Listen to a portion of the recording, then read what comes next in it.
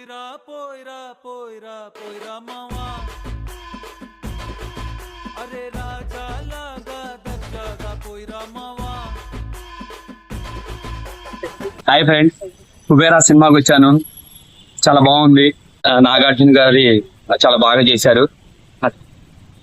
ధనుష్ గారిది అయితే అసలు సూపర్ గా ఉంది. నిజంగా అసలు ధనుష్ గారు చంపేశారు. అసలు ఆ యాక్షన్ నిజంగా ఆ హీరో ఉండి అలా చేశారంటే సింహాల్లో మనం ఉండి చెరువైపోయింది.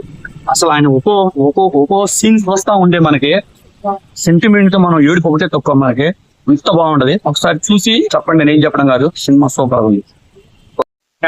ఈ రోజు నేను కుబేరా మూవీకి అయితే వచ్చింది.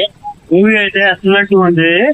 కొంచెం అక్కడక్కడ లాగ్ అనిపించినా కానీ ఓవరాల్ గా చూస్తుంటే కనుక మూవీ అసలు ఎక్సలెంట్ గా ఉంది.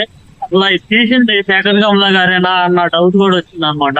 ఎందుకంటే ఇలాంటి జోనర్ ఎప్పుడు టచ్ చేయలేదు అనమాట. సో ఆయన కదా అన్న చిన్న డైలమాలో ఉంటాము. సో అసలు ఈ రేంజ్ తీసారంటే నేను ఎక్స్పెక్ట్ చేయలేదు. మాక్సిమం స్లోగా ఉంటాయి, లవ్ స్టోరీ ఏం చేయలేదు అనుకున్న స్టార్ట్ పడిపోయారు అందరూ. ఇంకా ఒక్కొక్కరు పర్ఫార్మెన్స్ గురించి చెప్తున్నట్టయితే ముందు ధనుష్ గారికి హ్యాట్స్ ఆఫ్ చెప్పాలండి. ఈ రోల్ గట్టున్నారు, వాళ్ళు చేయాలంటే మాక్సిమం ఎవరు యాక్సెప్ట్ చేయని రోల్ అనమాట.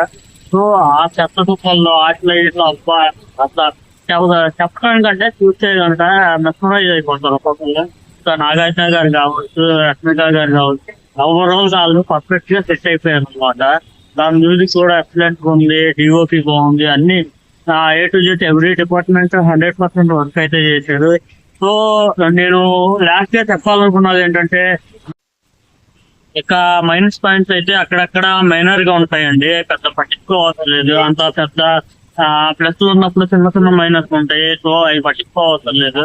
ఇంకా లాస్ట్ గా నేను చెప్పొచ్చేది ఏంటంటే కనుక నా రివ్యూ మీద ఎవరు డిపెండ్ అవ్వవసరం లేదు. సో ఆ ఒపీనియన్ అనేది నేను షేర్ చేస్తున్నా కానీ ఒక సినిమా జడ్జ్ చేసే అంత లెవెల్ నాది కాదని నాకు లేదు. సో నాకు ఏమనిపిస్తుందో అదైతే షేర్ చేస్తున్నా. కొంతమందికి నచ్చొచ్చు, నచ్చకపోవచ్చు, అది ఎవరి ఒపీనియన్ డిపెండ్ అయ్యి ఉంటుంది. సో ఈ వీడియోకి ఇంతే. నెక్స్ట్ ఇంకో మంచి వీడియోతో మీకు కలుస్తాను. సో బాయ్ బాయ్, జై హింద్.